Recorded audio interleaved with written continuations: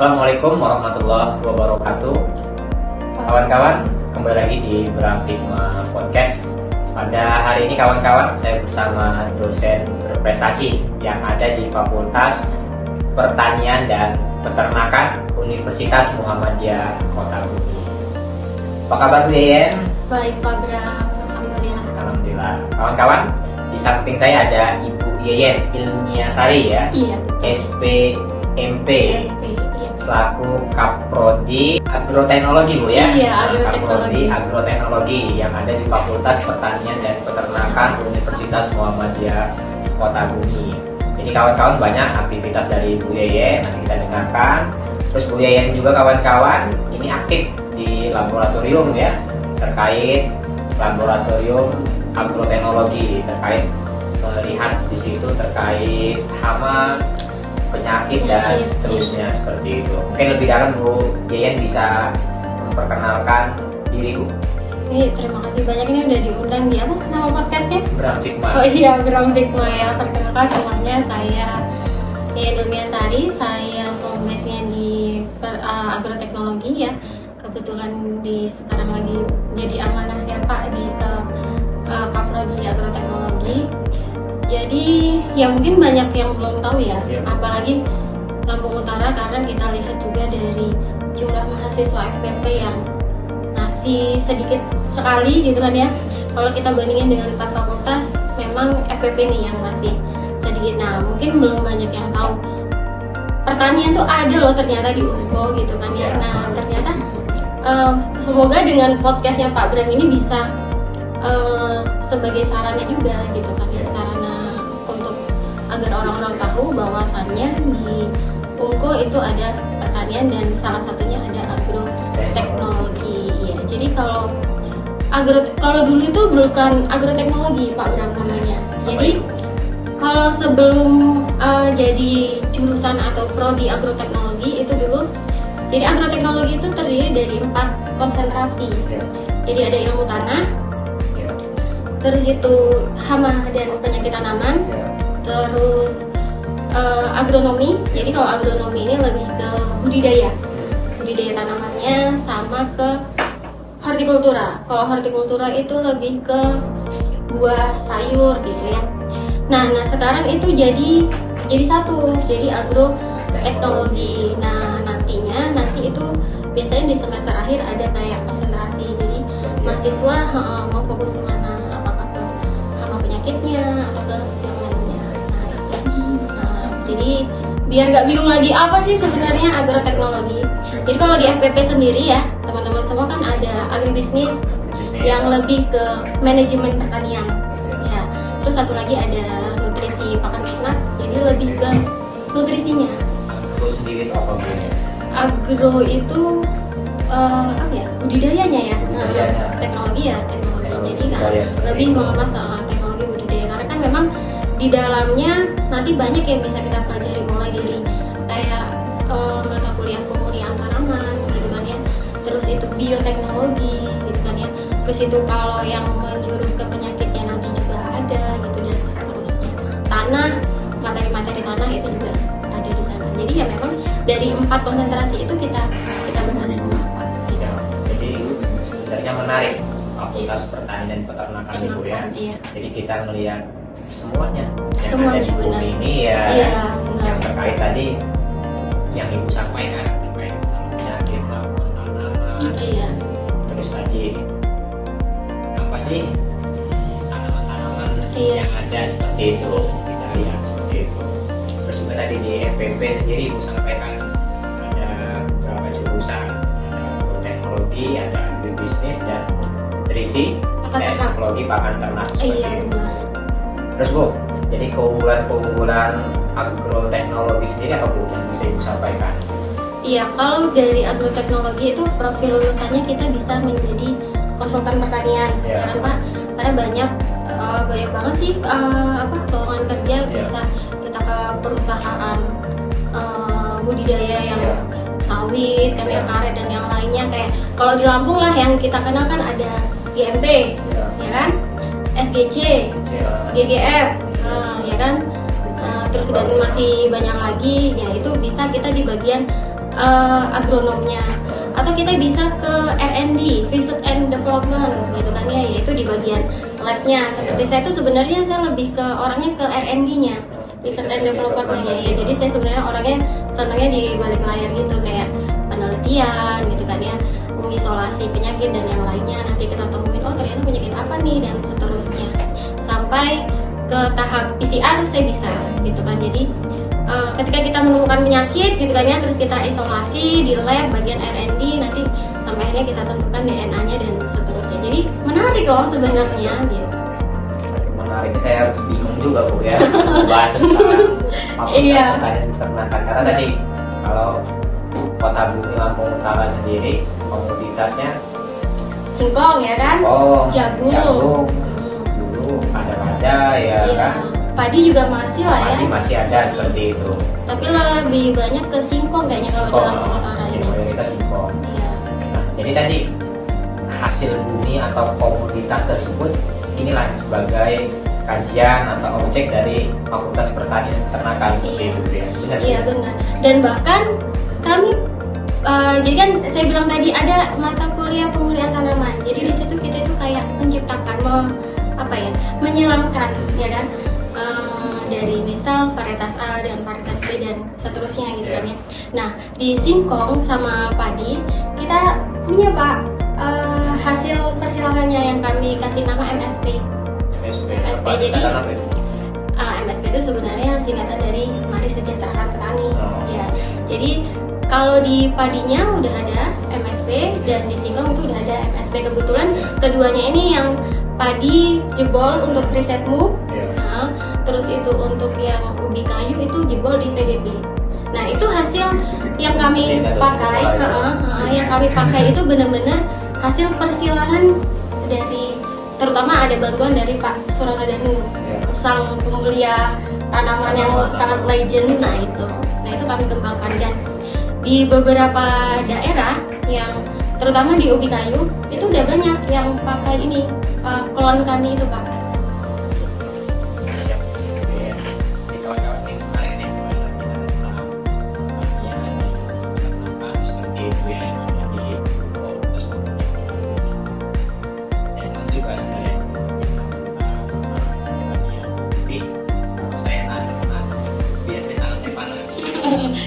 Itu tanaman itu ya kan, saya tanam dan seterusnya itu biasanya mati kayak gitu. Ada juga yang tangan dingin ya kan, tanam apa aja itu dan seterusnya. Biayan sendiri gimana ya? Kalau saya sebenarnya kalau ke budidayanya juga kurang sih, karena kalau lebih orangnya kan ke R&D-nya itu. Oh, riset dan development penelitian dan seterusnya. Kawan-kawan, jadi spek Bu Yeye ini terkait R&D ya, terkait riset and development. Jadi mengkaji apa saja terkait masalah agroteknologi tadi, sampai dengan penyakit, hama dan seterusnya. Iya, dan di Unggul sudah ada lab-nya gitu kan ya. Ada laboratorium ya. Ada laboratoriumnya. Iya, jadi kemajuan berarti Bu ya. Iya benar. Jadi kita bisa praktikum Pak. Iya. Ya. Terus tadi Bu, kita ngomongin terkait laboratorium. Tadi Bu sampaikan terkait masalah penyakit ya, ada hama dan seterusnya yang sering timbul ya kalau misalkan petani melakukan apa, biasanya kalau petani kan nanam ya kan, seperti itu biasanya kan tadi ada penyakit, ada hama dan seterusnya. Biasanya seperti apa Bu penyakit dan hama yang ada di Lampung atau tadi di Kota Bumi, atau tadi Ibu pernah periksa penyakit apa saja Bu sering timbul kayak gitu? Kalau kita langsung ke komoditasnya aja ya. Kalau di Lampung Utara kan kebetulan lebih mayoritas di ubi kayu. Kalau singkong itu ubi kayu ya? Iya, singkong itu ubi kayu. Jadi kalau ubi kayu itu kebanyakan di jamur Pak. Jamur. Jab namanya, jamur akar putih. Jadi memang ya ada di dalam tanah. Jadi kalau singkong, jadi sebenarnya ini sih, jamur itu nggak cuman ya penyakit ya, ini penyakit itu biasanya itu nggak cuman bisa menginfeksi satu jenis komoditi aja, ada banyak. Jadi kayak misal kita lihat lagi juga, karena kan kebanyakan kan kayak misal habis tanah yang habis dipakai buat karet, terus kita pakai kan di alih fungsi lahan, terus dipakai untuk budidaya ubi kayu, itu biasanya banyak jamur itu tadi, jamur tular tanah itu tadi biasanya. Jadi kalau memang udah terkena jamur tular tanah, sebenarnya baik itu karet ataupun ubi kayu ataupun tanaman yang lain ya udah nggak bisa berkembang gitu. Karena ya semakin kondisinya lembab, semakin dia banyak berkembang, ya udah akarnya mati. Yang mana kan akar itu buat nyerap unsur hara, gitu kan, ya, air dan seterusnya, ya udah bakal mati gitu. Nah itu sih kebanyakan jamur gitu kan ya. Hama juga kayak pangsangit dan seterusnya tuh lebih banyak ke mati. Oke, yang ubi kayu tadi kalau misalkan sudah tertular penyakit tanah tadi, jamur dan seterusnya, gimana cara ngobatin dari tanah tersebut? Ya yang pasti kalau memang benar-benar jamur kita bisa pakai fungisida. Ya jamur untuk penyakit kulit fungisida. Iya, panja itu kan jamur ya, sida itu apa? Lantas ya. Kalau bahan aktif mah banyak sih Pak, kan fungisida nanti di dalamnya ada bahan aktif. Terus kalau untuk setiap merek itu kan nama dagang dia itu masih banyak lagi. Tapi yang jelas kalau memang dia udah kelihatan jamur, ya langsung aja kita pakai fungisida gitu. Atau kita bisa aplikasikan yang namanya trichoderma. Trichoderma itu kayak jamur, tapi kayak jamur baiknya gitu kan ya. Kalau penyakit itu kan dibandingin jamur patogen penyebab penyakitnya. Nah itu trichoderma ada jamur yang bisa kita gunakan untuk pengendalian juga. Nah kami lagi mulai mengembangkan, mulai memurnikan jamur trichoderma di FPP ini. Di Lampung Utara itu ya banyak terkait tadi komunitas yang ibu sampaikan tadi ya kan tadi, tapi yang saya lihat memang belum tersentuh di situ terkait dan seterusnya. Bagus ini kalau misalkan ibu bisa terjun ya kan desa-desa yang ada dalam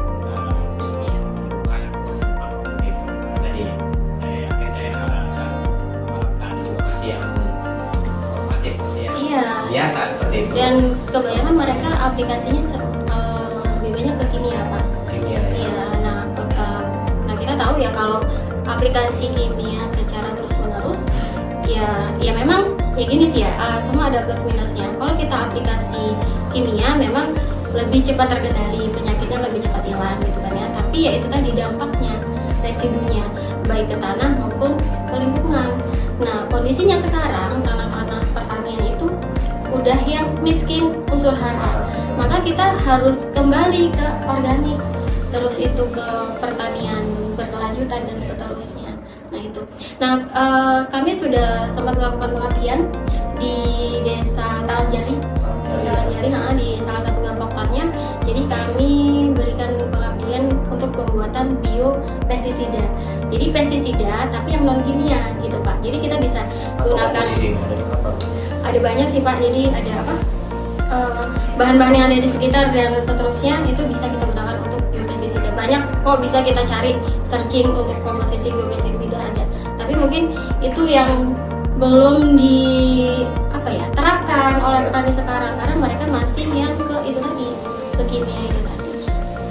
Tadi kalau untuk para kepala desa ya atau bersama-sama dengan Lampung Kota bisa ya, berarti kalau misalkan mau kerjasama ya dengan PPP atau tadi mau minta sharing knowledge atau edukasi ya terkait pertanian, peternakan bisa Bu ya. Bisa.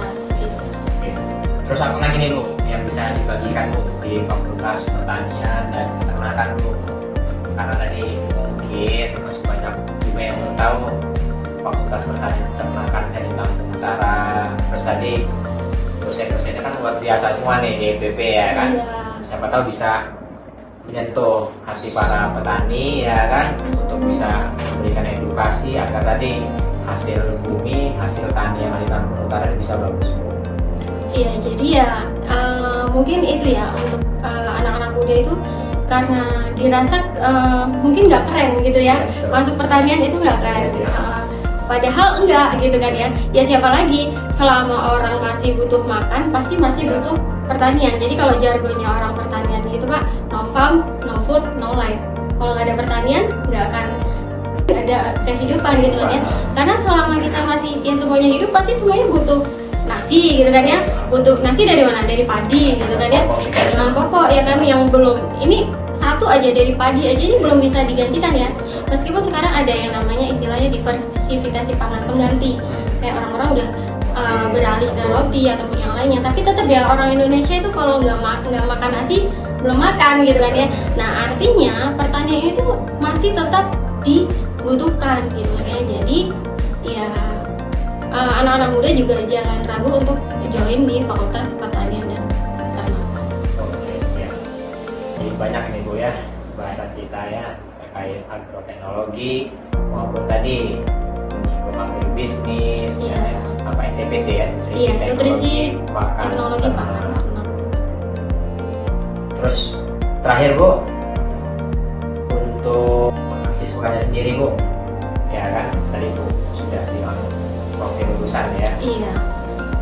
sudah meluluskan apa belum Bu di FPP ini? Iya, alhamdulillah udah meluluskan ya Pak ya. Ada 2 kali lulusan. Di yang 2019 itu sudah lulus. Terus, Tertinggal berapa ya? 1 atau 2 lagi lah yang belum lulus. Terus itu di yang 2020 itu juga sudah lulus. Jadi ya udah ada 2 kali lulusan dari agroteknologi.